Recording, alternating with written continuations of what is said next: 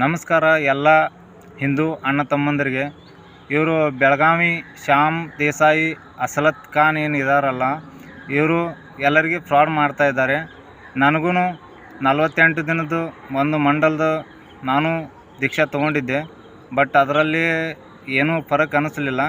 ಆಮೇಲೆ ಗುರುಗಳಿಗೆ ಕೇಳಿದೆ, ಇಲ್ಲ ಗುರುಗಳೇ ಇದರಲ್ಲಿ ಏನೂ ಫರಕ್ ಅನ್ನಿಸ್ತಾ ಇಲ್ಲ, ಮತ್ತು ಏನು ಮಾಡಲಿ ಮುಂದೆ ಅಂತೆ. ಇಲ್ಲ, ನೀನು ಶಕ್ತಿ ಟ್ರಾನ್ಸ್ಫರ್ ತಗೋ, ಅದರಲ್ಲಿ 3 ದಿನದಲ್ಲಿ ನಿನಗೆ ಎಲ್ಲ ಅನುಭವ ಸ್ಟಾರ್ಟ್ ಆಕ್ಕವು ಮತ್ತು ನಿನ್ನ ಕೆಲಸ ಎಲ್ಲ ಆಗುತ್ತೆ ಅಂತಂದರು. ಆಮೇಲೆ ನಾನು ಶಕ್ತಿ ಟ್ರಾನ್ಸ್ಫರ್ ತೊಗೊಂಡಾದ್ಮೇಲೆ ಅದರಲ್ಲಿ ಒಂದು 10-15 ದಿನ ಆದಮೇಲೆ ಗುರುಗಳೇ ಇದರಲ್ಲಿ ಏನೂ ಫರಕ್ ಅನ್ನಿಸ್ತಾ ಇಲ್ಲ, ಹೆಂಗೆ ಮಾಡೋದು ಅಂತಂದೆ. ಇಲ್ಲ, 5 ಮಣ್ಣಿಂದು ಗೋರಿಗೆ ಹೋಗಿ ಮಣ್ಣು ತೊಗೊಂಡು ಬಾ, ಅದಂತೂ ಪೂಜೆ ಮಾಡಂದರು. ಅದನ್ನು ಮಾಡಿದೆ. ಮತ್ತು ಕೇಳಿದೆ, ಒಂದು 15 ದಿವಸ ಬಿಟ್ಟು 1-1.5 ತಿಂಗಳಾಯಿತು. ಅವಾಗ ಕೇಳಿದೆ, ಇಲ್ಲ ಗುರುಗಳೇ ಇದರಲ್ಲಿ ಏನೂ ಆಗ್ತಾಯಿಲ್ಲ ಅಂದೆ. ಇಲ್ಲ, ನೀನು 11 ಮಣ್ಣಿನ ತೊಗೊಂಬ, ಆವಾಗ ನಿನಗೆ ಜಲ್ದಿ ಹಾಸಲಾಗುತ್ತೆ ಅಂತಂದರು. ಅದನ್ನು ಮಾಡಿದೆ. ಅದರಲ್ಲಿ ಏನೂ ಅನುಭವ ಆಗಲಿಲ್ಲ.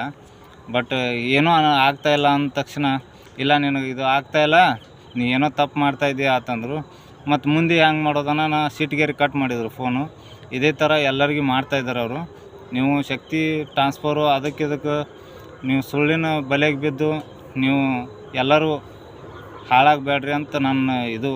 ನಾನು 1.5 ಲಕ್ಷ ಮತ್ತು 26,000 ಟೋಟಲು 1,76,000 ರೂಪಾಯಿ ನಾನು ಅಲ್ಲಿ ಹಾಕಿದ್ದೀನಿ. ನೀವು ಹಂಗೆ ಹಾಕೋಕೆ ಹೋಗ್ಬೇಡ್ರಿ ದುಡ್ಡು ಅಂತ ನನ್ನ ವಿನಂತಿ ಇದೆ.